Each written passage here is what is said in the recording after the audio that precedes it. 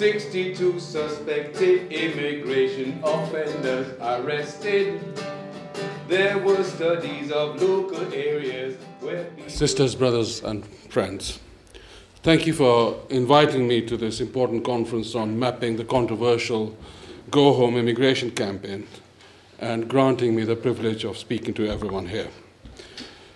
Before I make my contribution, I just need to acknowledge the countless number of people that have contributed to our outlook and the monitoring group.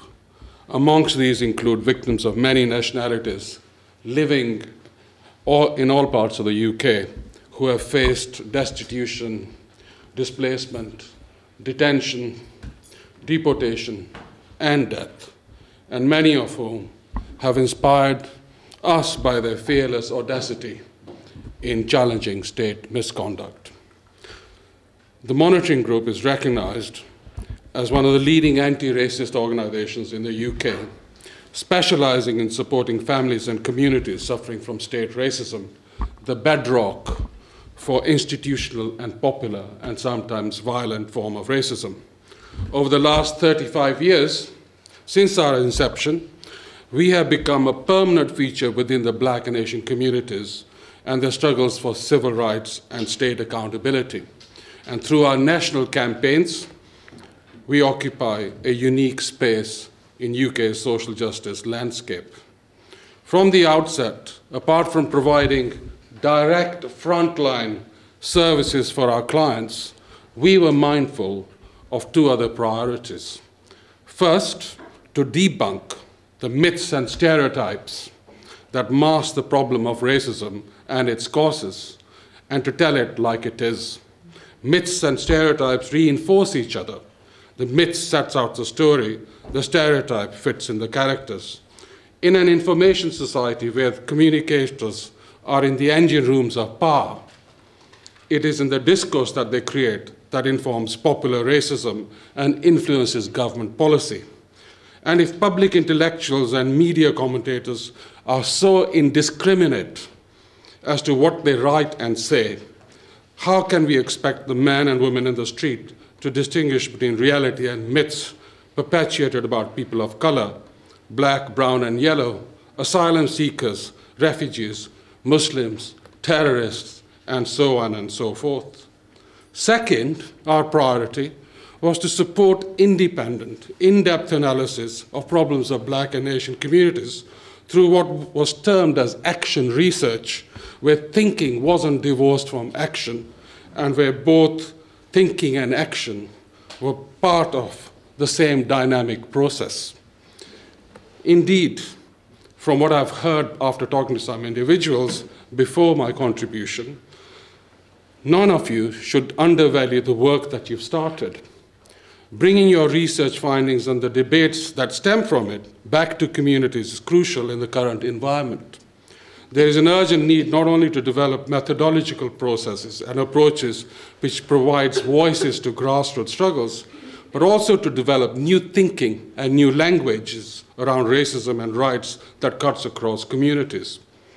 My friends, the simple fact is that no section of our society is more vulnerable than asylum seekers and undocumented migrants. Forced by circumstances beyond their control to seek a life outside their home countries, prevented by our laws from entering legally and from working, denied a fair hearing by the asylum system, excluded from health and safety protections at work, kept from social care and welfare, unhoused and destitute, vilified by the media, and therefore dehumanized in the popular imagination, their hopes of another life are always going to be extinguished. Research shows that from 2006 to 2010, over 80 asylum seekers and migrants died in the UK or in the borders as a consequence of direct or indirect racism stemming from UK government policies.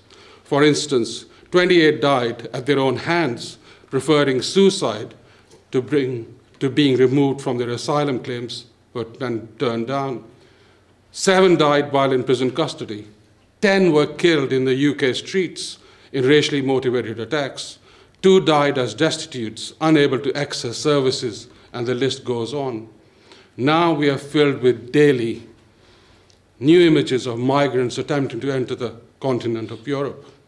According to an investigation by the International Consortium of Investigative Journalists, in just the 10 years to 2013, 3.4 million people were displaced by World Bank-funded projects around the globe: land grabs, dam projects, mines, power plants, which leave a trail of broken livelihoods and broken promises of resettlement. These are the refugees of globalization, along with refugees from war and persecution, make up the hundreds of thousands who are denied visas, denied boarding on any safe or legal means of transportation, are risking their lives on the migrant boats in the Mediterranean in search for security and dignity in Europe. Verified deaths in the Mediterranean went from 600 in the year 2013 to 3,419 in 2014, and over 1,800 at the beginning of June this year.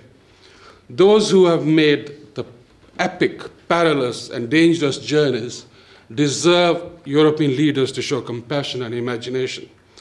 However, after a month of shipwrecks which claims hundreds of lives, the Home Secretary Theresa May called for the immediate return of survivors who were economic migrants from Eritrea, Somalia, and Nigeria. I quote, her characterization of Eritreans fleeing dictatorships as economic migrants, when the Home Office itself recognizes over 3/4 of Eritreans as refugees from persecution, defies common sense and logic. She showed a similar casual disregard for Somalis, leaving a state marked by 2 decades of civil war, aggravated by famine, and neglected to mention the Syrian refugees who make a large proportion of the smugglers' passengers. At the same time, she rejected as inconceivable the proposal to create legal, safe routes for migrants to get to Europe in the long term. Our government has rejected participation in the European Commission's emergency resettlement program, which would require the UK to take over fewer than 6,000 people over 2 years.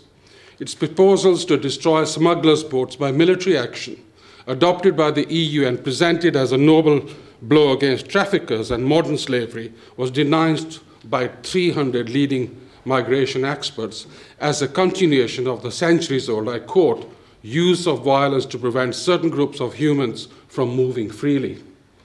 The blinkered, inhuman response to migrants at Europe's borders is matched by its response to those who inevitably undocumented make it to the UK. The Queen's speech after the election proposes another crackdown on illegal immigration, purportedly to push undocumented migrants into going home and would-be migrants off. This time we are promised a Pacific offense of illegal working to enable confiscation of wages deemed as proceeds of crime, faster evictions of undocumented tenants, and an extension of deport first and appeal later policy, satellite tracking tags for bailed foreign criminals awaiting deportation, and the criminalization of bosses who hire foreign workers abroad without advertising the jobs at home complete this sordid package. I don't want to go into the specific nature of what constitutes and what would mean in terms of consequences. Some of the issues has been raised by the previous speaker. But let me say this. The bill confirms what has been articulated by some academics before, that it's not only migrants that are moving, but the border is also being moved and multiplied. Whilst it still exists at the edges of UK and EU, internal immigration controls proliferate everywhere, from workplaces to housing, from lecture theatres to crash, and from communities to neighbourhoods. Lecturers, landlords, doctors, employers are all being asked to supply information on migrants. And if they don't, they face civil penalties or criminal charges. The practice of physical enforcement action, immigration raids, has been reinforced by public campaigns as the one you are speaking about, Go Home or Face Arrest campaign, and the use of new technologies by using social media and text, diminishing safe spaces for migrants and undocumented workers. In September 2013, I received a text from UK border agency saying that I needed to go home because I was illegal in this country. I'm a British citizen who came into this country in 1966. I did a Freedom of Information request. And they said in the Freedom of Information request, I don't want to go into what it says, that by the time I had done the Freedom of Information request, over 39,000 people had been sent texts saying, go home. And only 100 people had complained, who also happened to be British citizens.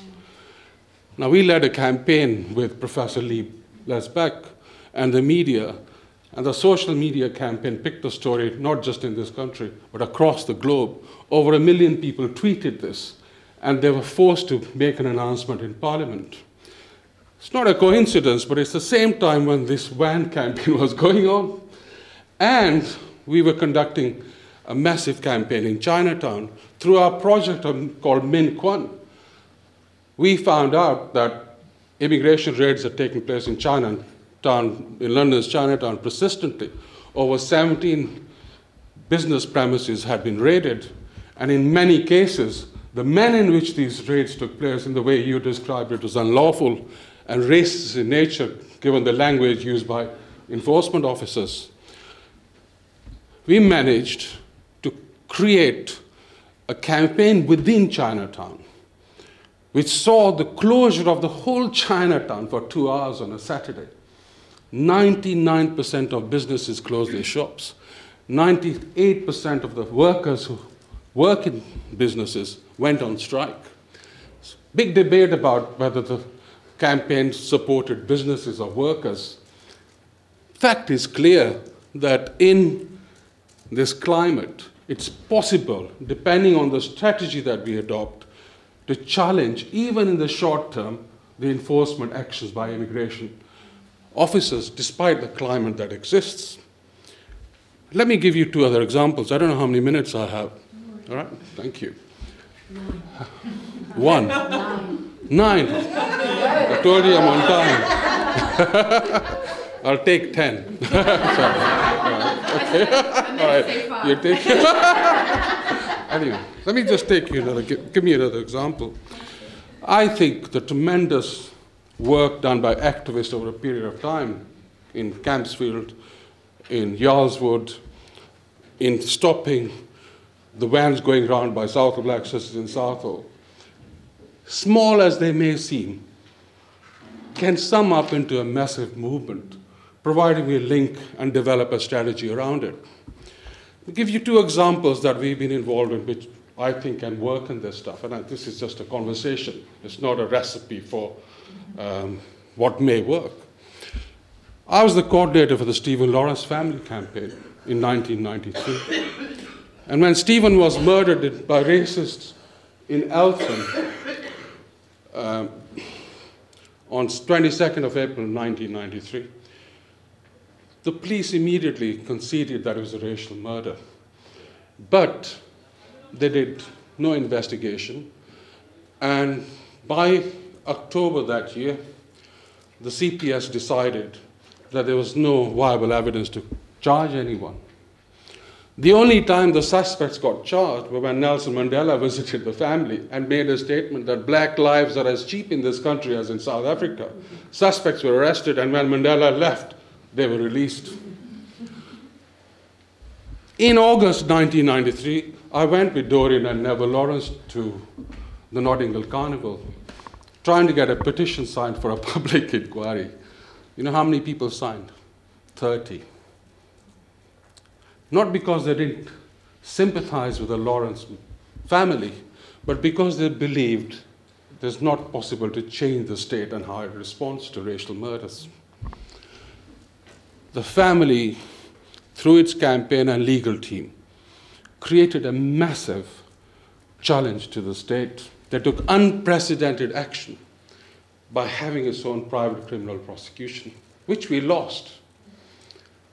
And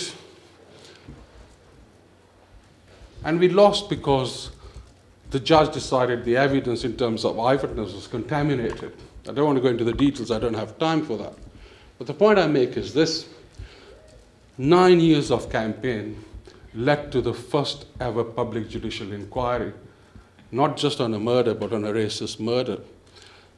And the Macpherson recommendations that came up in 1999 not only categorized the Metropolitan Police and its force as institutionally racist for the first time, but made deep-seated recommendations about how racial violence and racism in society should be tackled. It created a national debate around this issue. 2 decades later, we were finally able to convict the 2 suspects. But in those 2 decades, unfortunately for us, from 1993 onwards, over 120 racist murders have taken place in UK. And from 1969 onwards, over 3,000 people had died in state custody or police custody. It's an event that is historic because it galvanized people when people thought nothing was possible. The second thing that I want to talk about, which I think is important, is the current campaign in the United States on Black Lives Matter. Let me just give you a bit of background.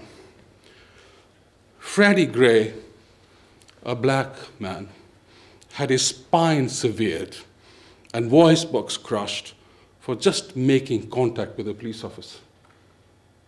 And his case, as you know from media reports, is not exceptional. The killing of young black men, such as 16-year-old Cameron Gray, 12-year-old Tamir Rice, 18-year-old Michael Brown, 20-year-old John Crawford II, and 25-year-old Freddie Gray, are not only part of a historical pattern of racial violence, but also terror in which black populations have been contained and controlled by legitimate mechanisms of state violence. Rather than seen as victims, black youths are vilified and viewed as suspicious, delinquent, or dangerous by mass media. And they are preyed upon by the criminal justice system, private probation companies, and the financial elite who have brought back the debtors' prison, where more poor people are targeted for detention for simply not paying their fines. That's 20% of the prison population in black. Much of the recent violence has also been recorded.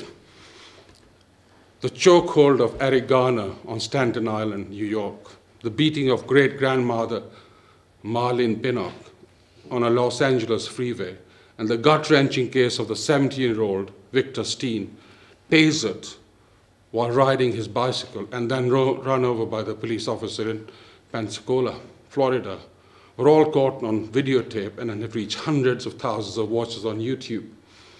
A forum of public witness to brutality beyond anything possible in the age of lynching.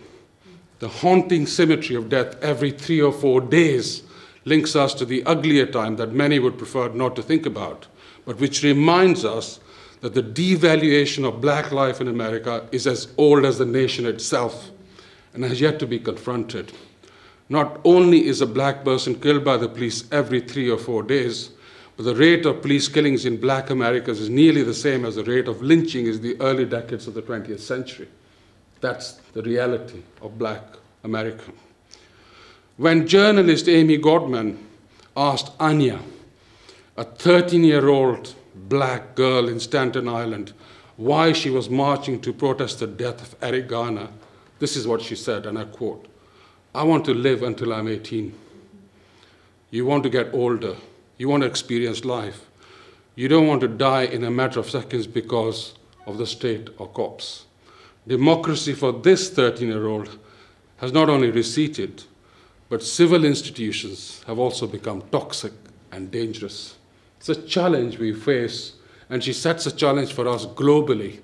You can replicate or substitute a black child in America for migrant children and black children in Europe. And if we are to develop small campaigns into a movement, then I think it's important to recognize 3 very important factors that we've learned over campaigning over centuries. The first is that the campaigns must be led by communities themselves, and we must give unconditional support to them. And secondly, the issue of race and class is important because the impact of poor communities, not on just black communities, but the manner in which the whole debate is fostered within white working class communities who have no representation and have been picked on by UKIP and other right-wing forces as fodders for creating this divide. Thirdly, and as importantly, it's important to develop a strategy with positive outcomes and not just campaign for the sake of campaigning. It must lead to some systemic change in society. We're in a period on the migrant crisis in the same way as Black Americans and the civil rights movement were tackling the lynching of their people in the southern states of Mississippi. Migrants, Black communities, know the real purpose of life. And they connect their lifestyle with the notions of peace and justice. Peace for people is critical, but peace itself is not just the absence of conflict, but the presence of justice. And it is that slogan that we have to keep on ramming home in order to develop a movement. Thank you very much.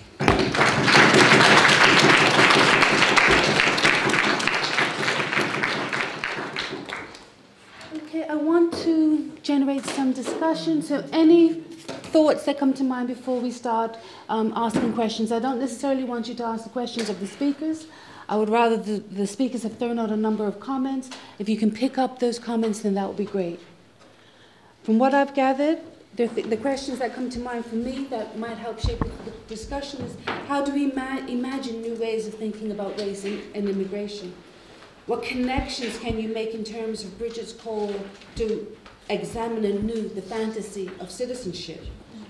What about your thoughts on the right to rent, the right to work? What values are being spotlighted? What values are being raised, and for whom? What about the fluidity of border order, and who's ordering those borders? What role is social media playing in those discussions? In this climate, is it possible to make a significant difference, provided we have a link, we establish links, and there's a strategy around those links? What links and strategies need to be put in place? Those are just some of the questions that may help in regards to the comments. So comments, please? Thoughts? I'm interested in this relationship between campaigning for systemic change and some of the stuff that we've been kind of looking at, which is more about messaging and discourse, I guess. I mean, it's difficult to separate the two things out, but I just wondered if you could say something a bit about Separate the messages. relationship between the two, because we've been looking at the messages that the Home Office has been sending out and how people have been counter-messaging, although the resistance obviously is much wider than that. It's not just about discourse, but... I mean, I think it's not possible, first of all, to win 50% of the population on your side, or even 10%. Anybody who thinks that can only think in terms of mass movements. And I think that we should think about developing a campaign that can try and influence even 2 or 3% of the population. Now that's a very difficult task given the number that are involved. But it's important to have that mindset, because people talk about people's perceptions and views as if there are homogeneous views. They are not. And people have very pluralistic identities on different viewpoints. The second issue, and I'll just come to that, which is setting the context, is that over a period of last decade, the mainstream political parties, by and large, have bought into the anti-immigrant message, by and large. There's no question about it. Labour's view from the 90s has changed dramatically. And if you looked at the debate today, for example, I think Cameron has introduced and announced a specific category of skilled workers from outside UK having limited time of showing that they require skill shortages. So there's a further measure which stops migrants from other countries who are still coming to these countries on a period of limited. So the context is, so it has to be, messages have to be driven to specific communities, right? And you can do it in 3 or 4 ways, in my view. What the Lawrence's campaign did, and this is just an example, I'm not saying it's replicable or transferable in other campaigns, but what it did, we created an image of the Lawrences which, in effect, when everybody saw Doreen or Neville, they just didn't speak about the Lawrence campaign, they saw greater tragedy of other cases and racial murders across the country. The Lawrences represented a bigger picture rather than the case itself. Now, I'm not saying that's how the state looked at it. That's certainly how a lot of people began to see it because of racial violence being dealt with and the experience of the state not dealing with it adequately and properly over a period of time.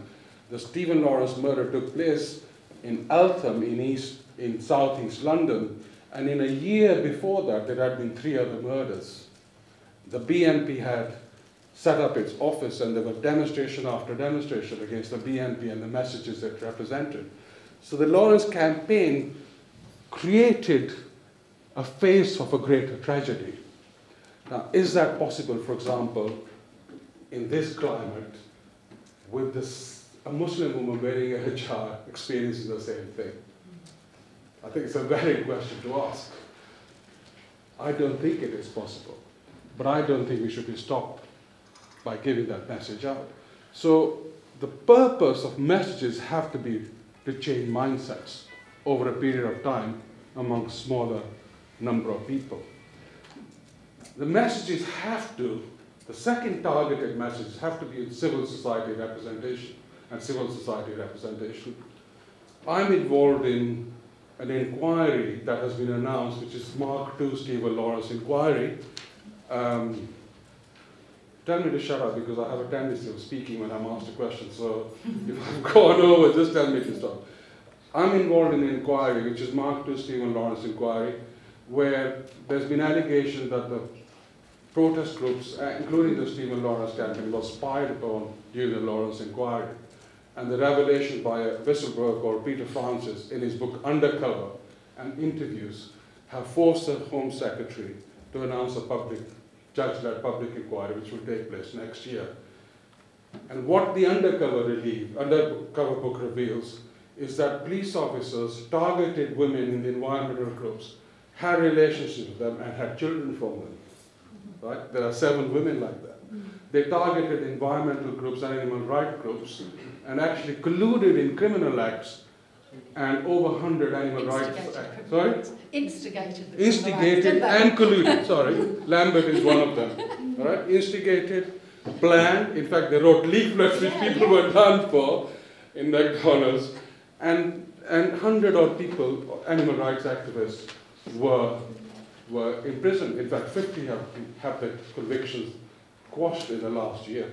And you have a diverse number of civil society representations, from anti-racist black justice campaigns to environmental groups to women in those situations and to animal rights. None of us have worked together before. And the message has to be across. And I think in this current environment, anti-racism by itself isn't going to win a huge amount of support. I'm not saying it's valid. I come from an anti-racist civil rights background. So it has to be linked. Sorry. I'm going to stand close to you now. Maybe I can just squeeze you. No, can I bring in some other comments? Yeah, because please. you definitely covered that one. Yeah, okay. Any other comments or questions? What comes to mind? Well, I kind of said it a bit in a previous session, and I really welcome to hear both what Bridget and Suresh think about this. I think there is a need, and it's already starting to happen a little bit in the trade union movement with great difficulty, to find ways to both equip people and encourage and empower them to not take up the role of enforcing the border in our many different roles. And I know that there was a health workers campaign, but it seems to have gone away a bit, and it's come back and forth within universities and colleges. But I was really interested to hear what you were saying about sanctions, because I've been trying to think about that as well, because that constant need to prove your entitlement at every step, I think, is encroaching on more and more of kind of the public sphere. And that seems like there's something productive about that extension that we might work with. So on the one hand, is there mileage in, and what would it be in terms of trying to build more on, if the border is creeping forward, of us finding ways of getting different people to not monitor the border, and to what extent or in what ways might that be linked to these other kind of encroachments of credentialism in different places? Yeah, I think this thing's really important about the similarity between the language of sanctions and of immigration, which I think links to Suresh's point about the need to think through race and class together. And I wonder if there's some very basic ways where we can show those parallels. I remember someone I interviewed in Glasgow as part of his research who talked about cards being used on asylum seekers, and her saying when that came in, I was saying to people, it's them first, and then it's going to spread. And we're seeing that now with these things being proposed in terms of the way that benefits are changing. So I think we just need one thing going forward is to make that in very plain language, those comparisons clear. Just to add to those points about drawing the connections between asylum seekers and people sort of being sanctioned, I've seen a lot of positive signs of solidarity between, for example, single parents who've been affected by the housing benefit cap and sanctions and being forced to go and look for work when their youngest child is ever younger. And the groups I've seen are a mix of sort of recent refugees and older middle-class white women, and they're all sort of working together to try and improve the way that they're represented in the media. So if we can sort of build on groups like that and the housing activism that's happening across London as well, it's a very mixed group of people.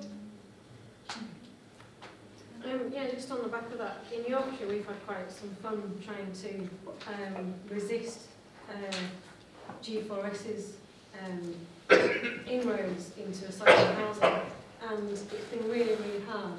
And I think to get other people on board with that message.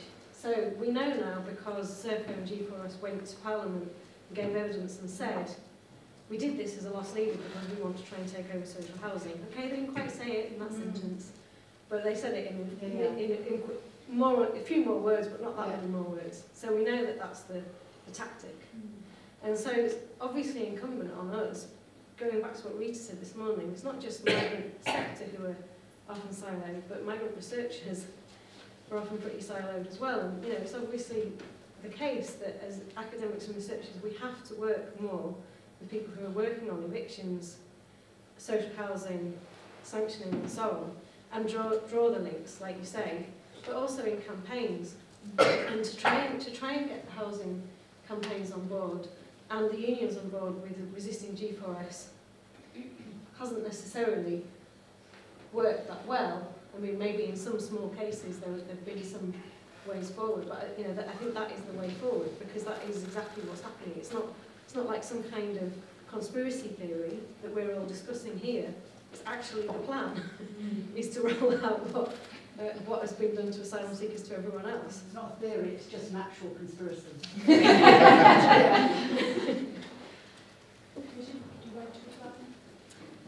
Yeah, I suppose just taking up from, I think there's something about the importance of placing migrants at the centre of campaigns, actually, even though it doesn't seem like it's a campaign to do with migration. Because actually, if you don't, so if you've got a fantastic local campaign on housing and you've kind of got a way forward and an idea, what's going to happen if you don't think about immigration?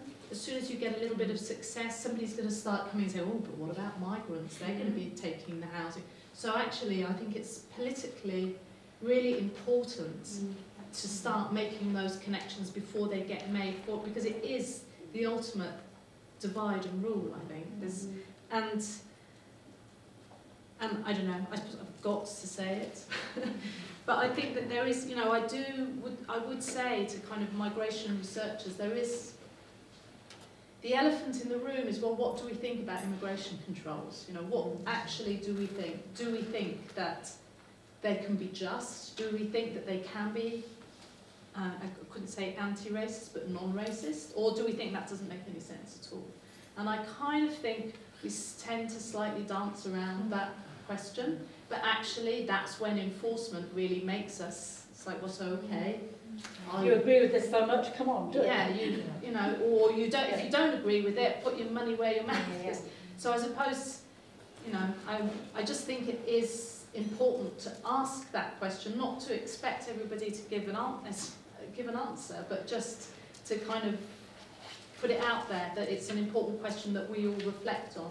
Because I also, my last point, I suppose, I think it relates to one of the questions in the last session, but I also think that we're often complicit, those of us who are researchers, and also in a way, sometimes, those of us who are activists, in creating the figure of the migrant. Like, you know, so we start researching the migrant as if they're, and so we have to think very carefully, I think, about the ways in which we too are kind of implicated in creating these different characters and really reflect on our research practice. Can we take one or two more comments? I guess it's a similar, the issue about parallels between the kind of benefit sanctions and the immigration system, because I guess I'm thinking about that in relation to the last session, the sort of performance session, the kind of, you know, and the sort of uncomfortable moment around kind of race and class, you know, that came through the dramatization, and which I'm also, you know, and the kind of worrying kind of automatic association with working class with white. You know, and the kind of binary opposition that gets created between, you know, the researcher who's part of the, you know, suppose the metropolitan elite, you know, versus the sort of white working class anti-immigrant. So, you know what I mean? Because I wonder if there's something about making those parallels that could address that. But I'm also keeping in mind, I mean, some of the other points that are raised around how, you know, facts and statistics aren't really enough, and you know, there also has to be a way to tackle that impulse to say, I'm one of the good people, those are the bad people. I'm one of the deserving, those are the undeserving. So I think it is really, really important to sort of to keep that in mind. 62 suspected immigration offenders arrested. There were studies of local areas where people protested. You can't believe government statistics on immigration. Their campaign is to cause anxiety within the nation.